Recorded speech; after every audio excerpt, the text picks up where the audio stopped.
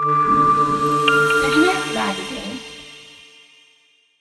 This is Tom Hartman with CityNetMagazine.com. We are at Montreal Comiccon 2025 speaking to the ever lovely Cecil Castellucci. Thank you for taking the time to talk to us today. Thanks for having me. Hi. What's been on everyone's mind, actually for the last couple of years, has been AI. The idea of how AI is affecting the artistry, the writing, the creating, the publishing of comics. You are from Batgirl acclaim, you've been through the gamut.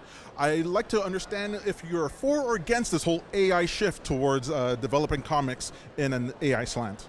Well, I mean, I think AI can't create comics. It can only copy and regurgitate what it's stolen. So I don't think that you can say that AI can create comics. And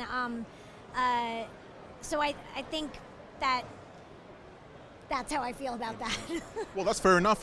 What about the argument we've heard from some people where they go, hey, if you hire a team of people to do a thing, they're copying from what they've seen in the past, whether they're tracing or taking elements. What is what's the counter to that? Like, is what the AI doing substantially different than what 10 people might do in a room? Oh, 100%, because an AI is not an AI is stealing. It's trained on work that has been done before, and so it's not coming up with anything new. When you have a team of humans in a room, they might be inspired by elements from the past, but they're actually physically doing their own work, you know. And so I think homage is a much different thing. Than what AI does. Yeah. So what about if it were possible to make it so that all the artists, their work, they're getting compensated from whenever the AI uses it, in whatever vein, and there was a stream of income coming from the AIs to the creators, would that be something that would make it more appealing? Where it wasn't stealing, you guys are actually getting paid off of it? Well, are they going to pay me for all the work that they've already stolen? Because right. I've got 14 books on the list of here are the books that AI is being trained on. So I think it's really, really complicated. I mean, I think there's a difference if you have a closed system and you have like somebody who's hired to do something original in a closed system. That's very different than what they're doing now, which is just stealing artists' work. So I don't think that the compensation, like, how does that work? They've stolen so much work. How do they compensate people for that? Right. Well, like, what, you know what I mean? Like, is that a royalty system where, like, every single time, how do they determine what that is? Like, at this point, it's it's a mess. That said, perhaps, I don't know, I'm not a tech person, but perhaps there are instances where somebody is paid for original work and hired in order to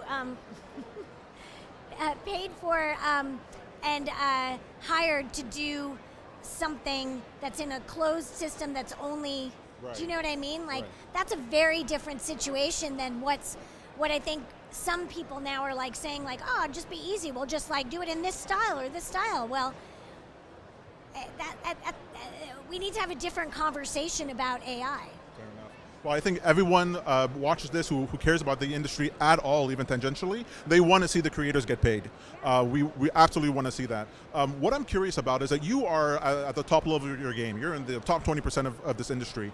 But we can't see what's happening to the middle or lower end people. Are they getting laid off? Is it that they know people are coming into the industry? And if you've been in here for a while, you have a foothold. But if you don't, it's not worth it to get into this industry. What would you recommend to somebody who's like average to low, or just coming into the comic book field? Should they avoid it altogether?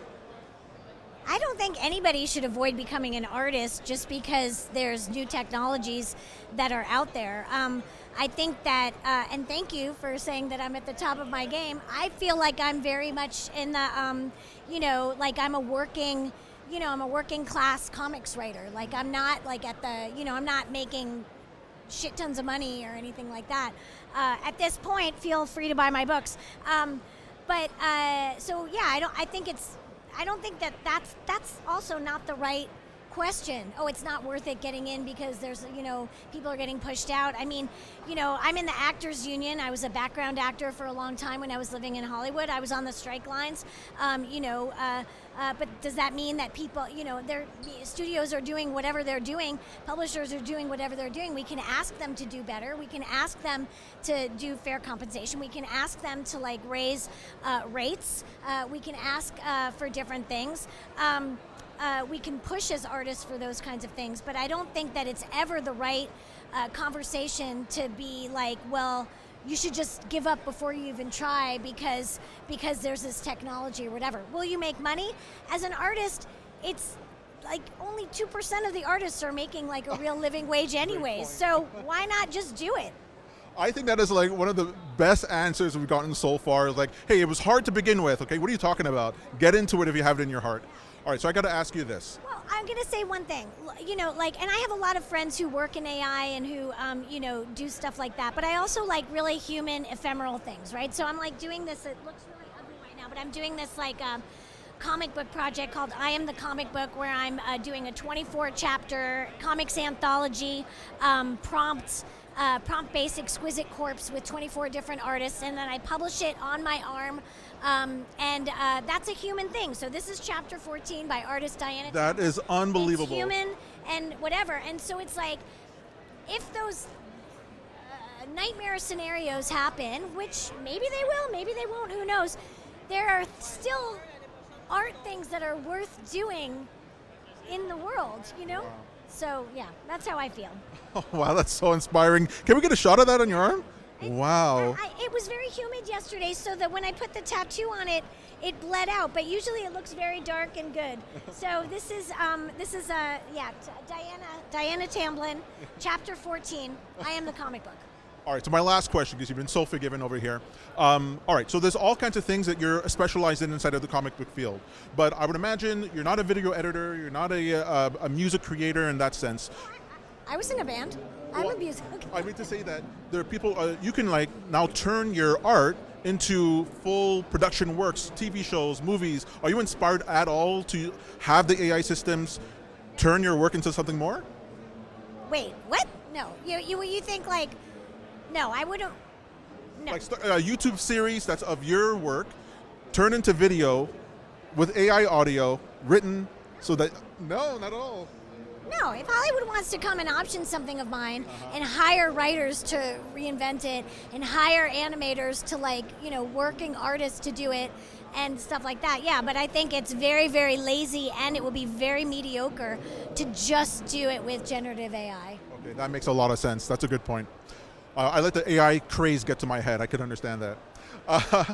Thank you so much. I mean, maybe that's your thing, and I think that's why there needs to be a conversation about it, because it's not the solution right now. It is stealing from people, so it's a conversation that needs to be had. But can it replace human-made art? No.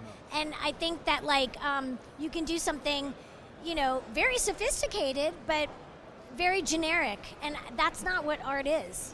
You're absolutely right. It's by definition generic. Yeah. All right, fantastic. Well, we'll let you get back to the show. Thank you so much for taking the time to talk to us. I've been Tom Hartman here for Citynet Magazine. Thanks for watching. Citynet Magazine.